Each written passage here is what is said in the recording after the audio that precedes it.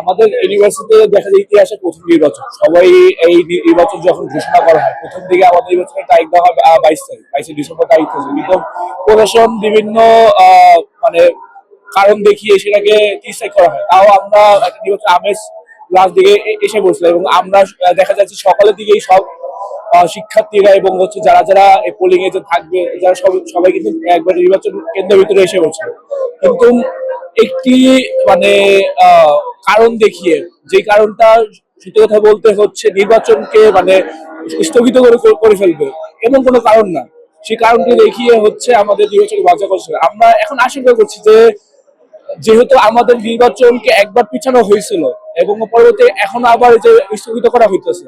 পরবর্তী নির্বাচন হবে কিনা এটাতে আমরা অনেক মানে আশঙ্কায় আছি। এবং হচ্ছে প্রতি শিক্ষার্থী মনে করে যে জগন্নাথের যোগসূত্র খুবই প্রয়োজন, কারণ হচ্ছে আমাদের এই ইউনিভার্সিটিতে একটা সিন্ডিকেট আছে, সেটাকে আমরা নর্মালি শিক্ষার্থীরা বলি হলো ঢাবি সিন্ডিকেট। এই ঢাবি সিন্ডিকেট ভাঙার জন্য এবং